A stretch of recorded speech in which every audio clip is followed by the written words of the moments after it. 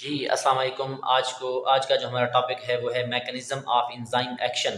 तीसरे chapter first year biology से हमने एंजाइम के काम करने का तरीकाकार देखना है कि एंजाइम जो है वो किस तरह से काम करते हैं। सबसे पहले जो है हम देखते हैं कि एंजाइम के अंदर मखसूसियत पाई जाती है, स्पेसिफिसिटी पाई जाती है। तो वो किस तरह पाई जाती है? तो अगर हम बात करें कि एंजाइम जो हैं सारे के सारे एंजाइम क्या होते हैं, 3 डायमेंशनल ग्लोब्यूलर प्रोटीन होते हैं। इनके पास जो है इनकी जो कंपोजिशन जो है, केमिकल कंपोजिशन, इनकी बनावट जो है वो क्या होती है, स्पेसिफिक होती है। इनकी शेप भी जो है वो मखसूस होती है, और इनके अंदर जो इमाइनो एसिड जो हैं वो भी क्या होते हैं, हर एंजाइम के पास मखसूस इमाइनो एसिड मौजूद होते हैं। इस मखसूसियत की वजह से या इसकी अपनी खासियत की वजह से हर एंजाइम जो है वो क्या करता है, मखसूस सबस्ट्रेट को रिकग्नाइज करता है, पहचान करता है, उसकी उसके साथ रिएक्ट करता है, उसको कन्वर्ट कर देता है किस चीज़ के अंदर, प्रोडक्ट्स के अंदर। अब जब प्रोडक्ट्स के अंदर चेंज हो जाता है, मतलब कि वो जो एंजाइम हैं वो अटैच होते हैं सबस्ट्रेट के साथ, एंजाइम सबस्ट्रेट कम्प्लेक्स बनता है। उसके बाद जो है वो जो सबस्ट्रेट थे उसको एंजाइम कन्वर्ट कर देते हैं किस चीज़ के अंदर, प्रोडक्ट के अंदर। और जो एंजाइम जो है वो क्या हो जाते हैं, बगैर तब्दील किए, अनअल्टर्ड, मतलब उनके अंदर कोई भी तब्दीली नहीं आती, वो अपनी शक्ल सूरत वैसी की वैसी रखते हैं, और वो वहाँ से प्रोडक्ट से क्या हो जाते हैं, जुदा हो जाते हैं, अलहदा हो जाते हैं। इसी वजह से एंजाइम जो है वो क्या करते हैं, बार बार इस्तेमाल किए जा सकते हैं। इसके बाद अगर हम बात करें कि चेन ऑफ एंजाइम, एंजाइम की जो है वो चेन मौजूद होती है। बाज़ औक़ात होता क्या है कि एंजाइम काम करते हैं केमिकल रिएक्शन के अंदर एक सीरीज़ में, मतलब केमिकल रिएक्शन चल रहे हैं एक सीरीज़ के अंदर, उनके अंदर क्या करते हैं, एंजाइम वर्क करते हैं। ये एंजाइम जो है वो मौजूद होते हैं इन अ स्पेसिफिक ऑर्डर, एक मखसूस ऑर्डर में, मखसूस तरतीब के अंदर, और एक मेटाबॉलिक पाथवे, मतलब एक मुकम्मल पाथवे के अंदर। जो एंजाइम जो है वो क्या होते हैं, मखसूस एक स्पेसिफिक ऑर्डर या स्पेसिफिक तरतीब की सूरत में मौजूद होते हैं। और अगर हम इन पाथवेज की बात करें, जैसे कि हमारे पास रेस्पिरेशन है और फोटोसिंथेसिस है।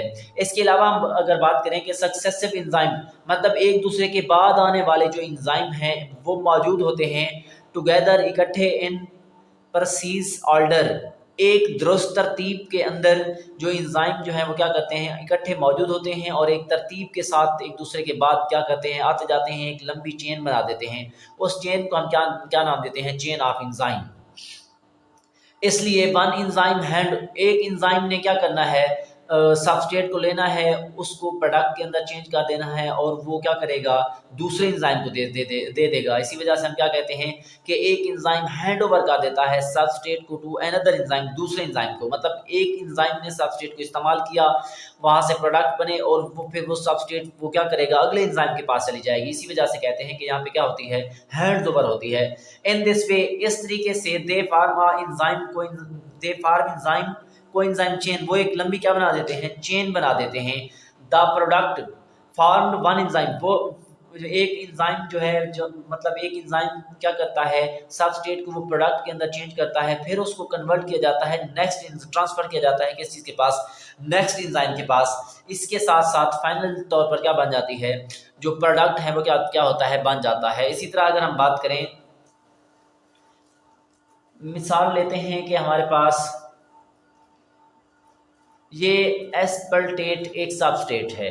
यहाँ पे आपको एक सबस्ट्रेट नज़र आ रहा है, सबस्ट्रेट यहाँ पे ये एंजाइम 1 है। यहाँ से सबस्ट्रेट इसके साथ एक्टिव हो, मतलब अटैच हो जाता है। इस सबस्ट्रेट की 2 साइट हैं, एक को हम एलोस्टैटिक साइट कहते हैं, दूसरी को हम एक्टिव साइट कहते हैं। अब ये जो हमारे पास एस्पर्टेट है, ये एक जिसे आप कह लें कि सबस्ट्रेट है, इसके साथ अटैच हो जाता है एक्टिव साइट के साथ। अब ये जो एंजाइम है, ये जो एक्टिव साइट वाला ये वाला एंजाइम है, ये इसको कन्वर्ट कर देता है किस चीज़ के अंदर, प्रोडक्ट ए में। अब प्रोडक्ट ए जो है वो क्या होगा, दूसरे एंजाइम के पास जाएगा, दूसरा एंजाइम इसको प्रोडक्ट को फिर चेंज करेगा किस चीज़ के अंदर, बी में। इसी तरह फिर तीसरे एंजाइम के पास जाएगा, वो भी इसी तरीके से सी के अंदर चेंज करेगा। इसी तरीके से हमारे पास क्या होता है कि एंजाइम की एक लंबी चेन बन जाती है। पहला एंजाइम जो है वो क्या करता है, पहले सबस्ट्रेट को पकड़ता है, उसको दूसरे को दे देता है, दूसरा तीसरे को, तीसरा चौथे को, चौथा पांचवें को, और फाइनली आप देख सकते हो कि यहाँ पे हमारे पास फाइनल प्रोडक्ट बन गया है, जिसको हमने क्या नाम दिया हुआ है, थ्रियोनीन का।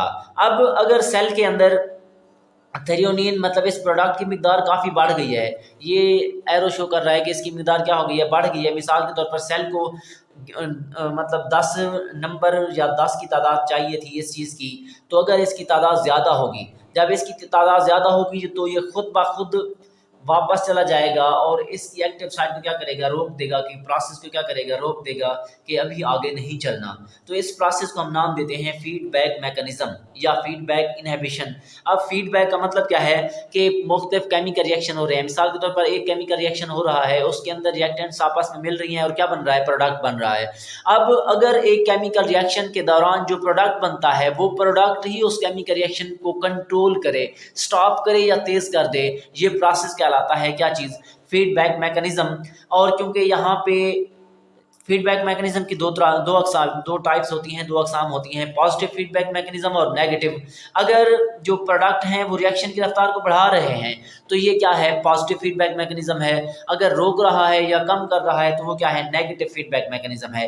اب آپ یہاں پہ دیکھ سکتے ہو اس کی مقدار بڑھی تو اس نے جا کر اس کی ایکٹیو سائٹ کو کیا کہا کہ سٹاپ کر دو، ریئیکشن جو ہے وہ رک گیا ہے۔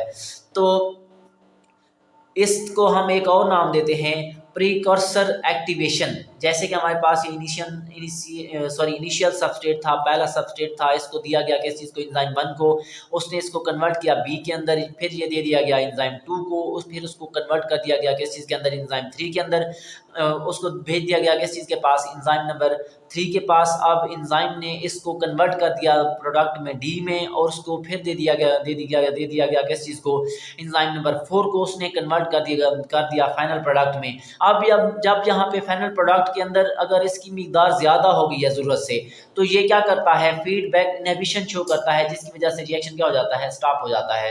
اب آپ دیکھ سکتے ہو کہ increase in concentration of substrate کی کنسنٹریشن میں اضافہ کیا کرے کہ ریئیکشن کی رفتار کو تیز کر دے۔ اس پروسیس کو ہم نام دیتے ہیں پریکرسر ایکٹیویشن یا پریکرسر ایکٹیویٹی۔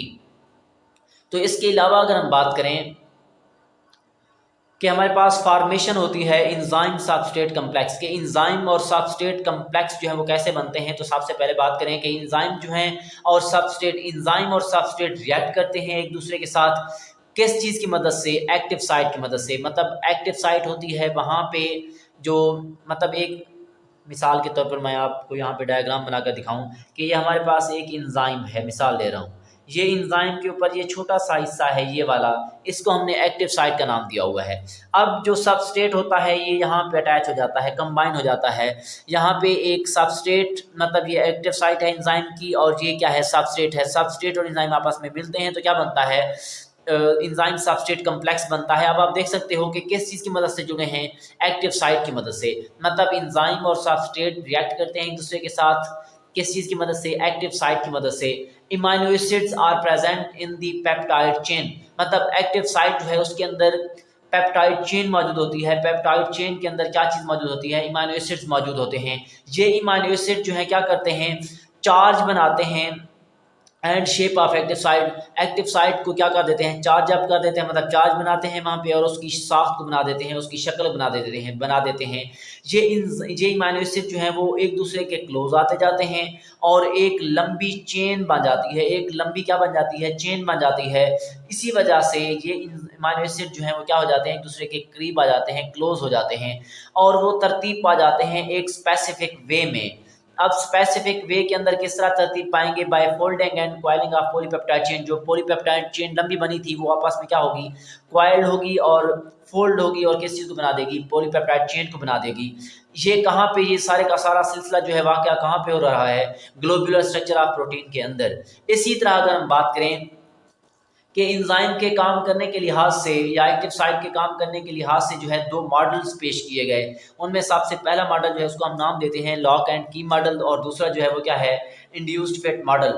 پورے ٹاپک کے سب سے اہم اور امپورٹنٹ شارٹ کوسچن جو ہے وہ یہی دو ہیں کہ لاک اینڈ کی ماڈل کیا ہے اور انڈیوسڈ فٹ ماڈل کیا ہے۔ اب لاک اینڈ کی ماڈل کی اگر ہم بات کریں، اس کو 1890 کے اندر ایمل فشر نے پرپوز کیا تھا۔ اس کو 1959 کے اندر، مطلب اس کے اندر موڈیفیکیشن لانے کے لیے کس نے پرپوز کیا تھا، ڈینیل کوشلینڈ نے۔ اس کے علاوہ اگر ہم بات کریں کہ لاک اینڈ کی ماڈل کہتا کیا ہے، اس ماڈل کے مطابق جس طرح ایک مخصوص چابی جو ہے وہ ایک مخصوص تالے کو کھول سکتی ہے، اسی طرح مخصوص انزائم ہی स्पेसिफिक या मखसूस सबस्ट्रेट को कन्वर्ट कर देते हैं किस चीज़ के अंदर, प्रोडक्ट्स के अंदर। मतलब इंजाइम और सबस्ट्रेट एक दूसरे के लिहाज से क्या हूँ, स्पेसिफिक हूँ, मखसूस हूँ, तब ही वो जो इंजाइम है वो कन्वर्ट करते हैं किस चीज़ को, सबस्ट्रेट को प्रोडक्ट्स के अंदर। अब इस मॉडल के मुताबिक एक्टिव साइट जो है वो रिजिड स्ट्रक्चर है, एक साख्त है, इसके अंदर कोई भी फ्लेक्सिबिलिटी, कोई भी चेंजेस नहीं आती रिएक्शन के दौरान भी और रिएक्शन के बाद भी। इसके अलावा अगर हम बात करें कि लॉक एंड की मॉडल के मुताबिक जो एक्टिव साइट है वो एक टेम्पलेट मतलब सांचे के तौर पर काम करती है। इसी तरह अगर हम बात करें इंड्यूस फेट मॉडल की, इस मॉडल के मुताबिक सबस्ट्रेट जो है वो कंबाइन हो जाती है किस चीज़ के साथ, एंजाइम के साथ। उसके बाद ये क्या करती है, उसके अंदर चेंजेस लाती है उसकी साख्त के अंदर। मतलब इसकी साख्त क्या थी, इनके पास कोई भी फ्लेक्सिबिलिटी नहीं थी, उसके अंदर कोई भी तब्दीली नहीं आती थी, यहाँ पे क्या हो जाती है, फ्लेक्सिबिलिटी मौजूद है।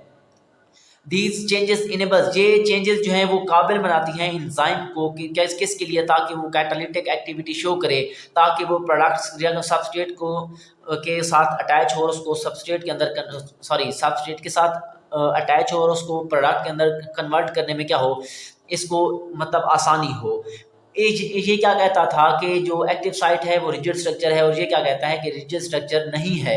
एक्टिव साइट वो क्या कहता था, फ्लेक्सिबल नहीं है, ये क्या कहता है कि फ्लेक्सिबल है और इसके अंदर तब्दीलियां लाई जा सकती हैं। यहाँ पे जो एक्टिव साइट थी वो टेम्पलेट के तौर पर काम करती थी, और यहाँ पे एक्टिव साइट टेम्पलेट के तौर पर काम नहीं करती।